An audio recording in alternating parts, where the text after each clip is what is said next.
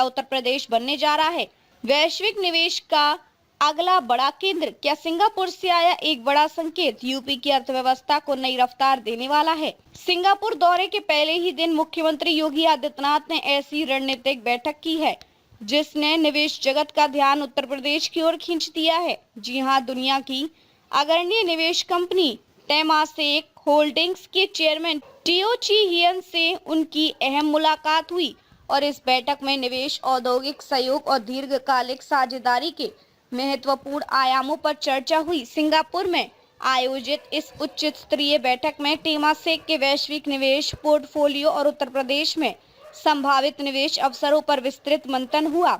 मुख्यमंत्री योगी आदित्यनाथ ने टेमासेक को राज्य में अवसंरचना, लॉजिस्टिक्स, स्वास्थ्य सेवाएं, वेयर हाउसिंग, फिनटेक आधारित शहरी विकास और अन्य संबंधित क्षेत्रों में निवेश के लिए औपचारिक आमंत्रण दिया।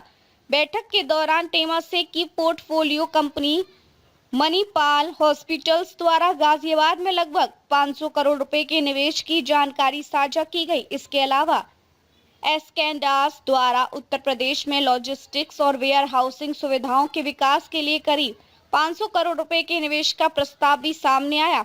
यानी स्वास्थ्य और औद्योगिक अवसंरचना के क्षेत्र में लगभग 1000 करोड़ रुपए के निवेश की संभावनाएं आकार लेती दिखाई दे रही हैं। सिर्फ पारंपरिक क्षेत्रों तक ही बातचीत सीमित नहीं रही। बैठक में डेटा सेंटर, कौशल विकास और तकनीकी बुनियादी ढांचे जैसे उभरते सेक्टरों में सहयोग की संभावनाओं पर भी सहमति बनी। यह सहयोग उत्तर प्रदेश में भविष्य उन्मुख औद्योगिक ढांचा तैयार करने, तकनीकी सशक्तिकरण बढ़ाने और बड़े पैमाने पर रोजगार सृजन के लिहाज से बेहद महत्वपूर्ण माना जा रहा है। मुख्यमंत्री का विजन। मुख्यमंत्री ने निवेशकों को राज्य की बेहतर कानून व्यवस्था, विश्व स्तरीय कनेक्टिविटी, विस्तारित expressway network, defence corridor, data centre नीति, इलेक्ट्रॉनिक्स विनिर्माण और तेजी से उभरते लॉजिस्टिक्स हब्स की विस्तृत जानकारी दी। उन्होंने स्पष्ट कहा कि उत्तर प्रदेश आज देश की सबसे तेजी से बढ़ती अर्थव्यवस्था में शामिल है और राज्य सरकार ईज ऑफ डूइंग बिजनेस के तहत पारदर्शी, त्वरित और निवेशक अनुकूल वातावरण उपलब्ध करा रहा है।